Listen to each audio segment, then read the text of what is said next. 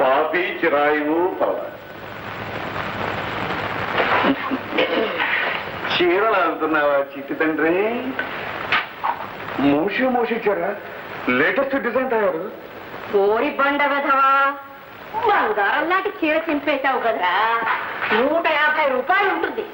కాస్త సుతారం నేర్చుకోరా. ఏనన్నా ఒప్పేసుకోమ్మా, నువ్వు చేస్తున్నది తప్పేనని. ఒప్పుకోవా? మాట్లాడేవారమా రసిక చక్రవర్తి? ఆడది నమ్మి గదికొస్తే చీరలు జాకెట్లు చింపడం ఏమిట్రా పిచ్చికుంటా. తప్పు కదమ్మా. అంతగా నీకు చీరలు చింపడమే హాబీ అయితే ఓ మంచి చీర కొని తెచ్చుకొని చింపుకుంటూ కూర్చోరా చంబు. కనిపించిన ప్రతి ఆడపిల్ల చీరలాడటం తప్పురా బుజ్జి. నువ్వు చీర ఓడదీశావనుకో, వాడు నీ తోలు ఓడదీసి చీరలాగా చుట్టుకుంటారా చిట్టి. ఎర్రగా బుర్రగా ఉండే ప్రతివాడికి లొంగిపోయే దౌర్భాగ్యపు స్థితిలో లేదురా తెలుగింటి ఆడపడుచు. ఆడవాళ్ళని గురించి శాస్త్రాలు ఏం చెప్తున్నాయో తెలుసా పండు? మాతృవత్ పరదవరాంశ పరదవ్యాని లోష్టవత్ ఆత్మవత్ సర్వభూతాని యహ పశ్చితిశ పండిత. అర్థం తెలుసా బాబు? ఎవరో నీ తెలుగు మాస్టర్. నేను చెప్తాను కదా, పరకాంతలను తల్లిలాగా, పరుల సొమ్మును మట్టిలాగా, సర్వజీవులను తనలాగా చూసుకునేవాడే నిజమైన విజ్ఞానవంతుడు. ఒక్కొక్క శాస్త్రాలను చదవడం కాదురా కామశాస్త్రి. ఇదిగో ఇలాంటి శ్లోకాలను పుస్తకాలను చదువుకో, బాగుపడతావు.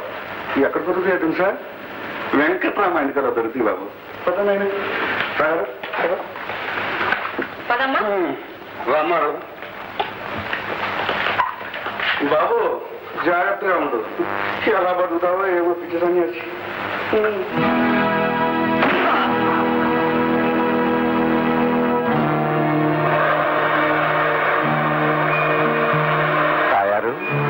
సమయానికి మనం వెళ్ళుండకపోతే ఏమయ్యేదంట? మగాడు పశువుల మీద పడుతుంటే ఆడది ఎంతవరకు ఆపగలదండి? జరగకూడదు జరిగిపోయి ఉండేది. లేదా ఆ రాక్షసు నుంచి తప్పించుకోవడానికి ఈ అమ్మాయి వాడిని చంపేసి ఉండేది. క్వశ్చన్ అది కాదు. మొదటి పని జరుగుంటే ఆ అమ్మాయి కాపురం కూలిపోతుంది. రెండో పని జరుగుంటే ఆ అమ్మాయి జైల్లో కూలబడుతుంది. అంతేగా? అంతే.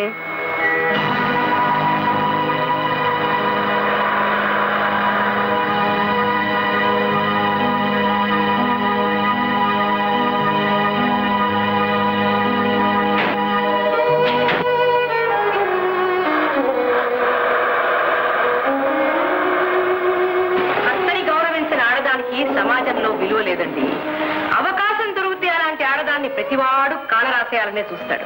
తాయారు భార్య కరెంటు బల్బు లాంటిది. కాపురం వైరు, భర్త కరెంటు కనెక్షన్. వైరు కనెక్షన్ లేనిదే బల్బు వెలగదు కదా. అలాగే కాపురం భర్త లేనిదే భార్యకు సంఘంలో గౌరవం లేదు. విదేశాల్లో ఉండే నాగరికతలు నేర్చుకుని కొందరు ఆడపిల్లలు ఇలా వెర్రి వేషాలు వేస్తున్నారు. తాయారు విదేశాల్లో ఉన్న వాళ్ళు మాత్రం సంఘాన్ని కట్టుబాట్లని కాదని బరితెగించిపోయారనుకుంటున్నావా? పల్లెటూళ్ళలో మొలిచే పల్లేరు మొక్కకైనా, ఫారెన్ లో మొలిచే క్రోటన మొక్కకైనా చెట్టు బతకాలంటే మట్టి నీరు ఉండి తీరవలసిందే.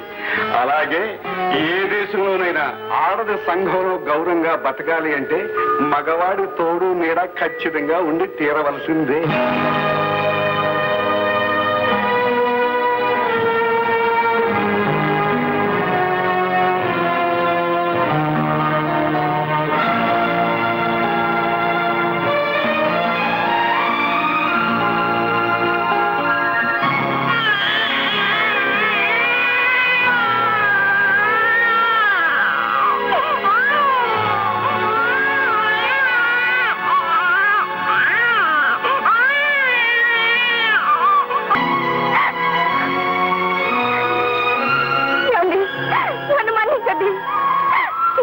తూరపు కొండలు నూనె పని భ్రమపడ్డాను. ఎండమావుల్లో అమృతం దొరుకుతుందని ఆశపడ్డాను. ఆచరించే భర్తని ఆప్యాయంగా చూసుకునే నా వాళ్ళని కూడా కాదన్నాను. ఆడదానికి ఇంటిని మించిన స్వర్గం లేదని ఇప్పుడు తెలుసుకున్నానండి. ఇప్పుడు తెలుసుకున్నాను.